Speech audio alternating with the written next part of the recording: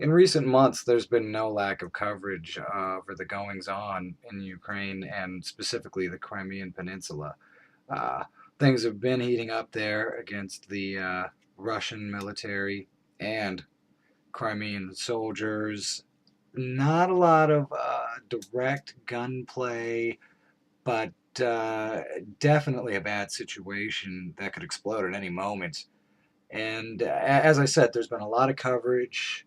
Most of the American mainstream media, our friends here at CNN and MSNBC, all seem to, toe the party line. And of course, they're critical over Putin and his stance over what's going on with Ukraine.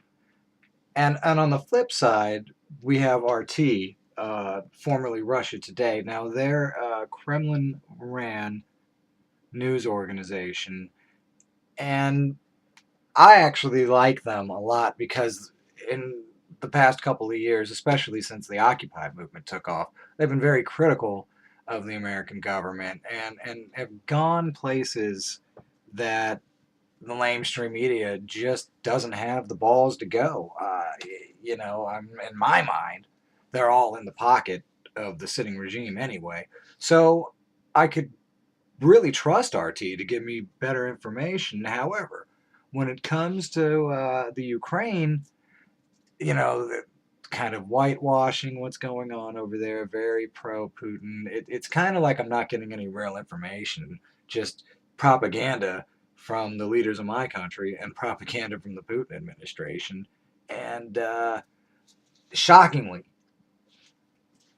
an RT correspondent, Abby Martin, who has a show, Breaking the Set, which I watch regularly, went on TV and directly accused Russia's stance. Let's go ahead and listen to her now. Before we wrap up the show, I wanted to say something from my heart about the ongoing political crisis in Ukraine and Russia's military occupation of Crimea. Just because I work here for RT doesn't mean I don't have editorial independence. And I can't stress enough how strongly I am against any state intervention in a sovereign nation's affairs. What Russia did is wrong. I admittedly don't know as much as I should about Ukraine's history or the cultural dynamics of the region, but what I do know is that military intervention is never the answer. And I will not sit here and apologize or defend military aggression. Furthermore, the coverage I've seen of Ukraine has been truly disappointing from all sides of the media spectrum and rife with disinformation. Above all, my heart goes out to the Ukrainian people who are now wedged as pawns in the middle of a global power chess game. They're the real losers here. All we can do now is hope for a peaceful outcome for a terrible situation and prevent another full-blown Cold War between multiple superpowers. Until then, I'll keep telling the truth as I see it. Anna Corin. So, I tend to have to agree with Abby Martin all around. I don't think anybody should be interfering with the goings on of a sovereign nation, not the Western powers or the Russian powers. And I would like to see conflict, war, another fucking Cold War avoided. Getting into a military confrontation or getting involved in any kind of military confrontation with Russia, it would just be bad form. Americans are war weary. I don't know what the average guy on the street in Russia or the Ukraine thinks either. I'm also with Abby Martin on that. But surely the world could use less bloodshed. Now, interestingly enough, she indicated that she doesn't really know a lot about what's going on in the Ukraine. So some officials over there at RT had said that they were going to send her there so she could learn firsthand. She later went on Twitter and said that that's not going to happen. I went ahead and went to RT's website because I was wondering, is she still on the air? Can I still watch this show? And right here, this is the latest episode, and I'm seeing March 13, 2014. Now, I watched the episode, and it was very interesting,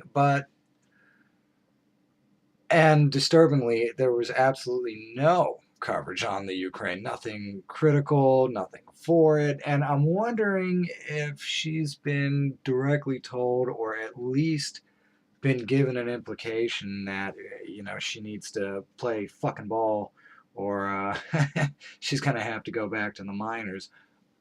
I'm not sure. Now my spider senses are telling me that there's probably something sinister going on there.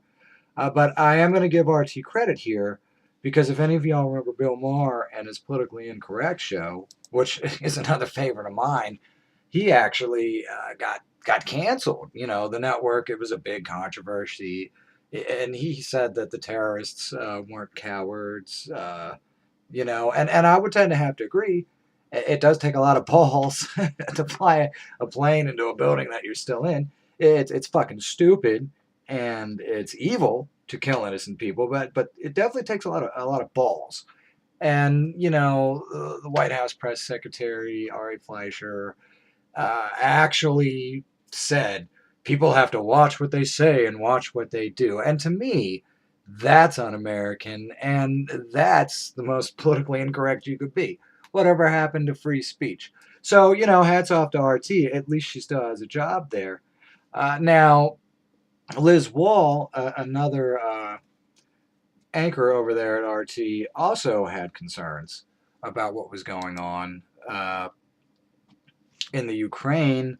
Apparently, her grandparents had fled Russian persecution generations ago, and she just straight up resigned on the air. And we've got some video of that too. Last night, RT made international headlines when one of our anchors went on the record and said Russian intervention in Crimea is wrong. And indeed, as a reporter on this network, I face many ethical and moral challenges, especially me personally, coming from a family whose my grandparents came here as refugees during the Hungarian Revolution, ironically, to escape the Soviet forces. I have family on the opposite side, on my mother's side, that sees the daily grind of poverty. And I'm very lucky to have grown up here in the United States. I'm the daughter of a veteran. My partner is a physician at a military base where he sees every day the firsthand accounts of the ultimate prices that people pay for this country. And that is why, personally, I cannot be part of a network funded by the Russian government that whitewashes the actions of Putin. I'm proud to be an American and believe in disseminating the truth. And that is why, after this newscast, I'm resigning.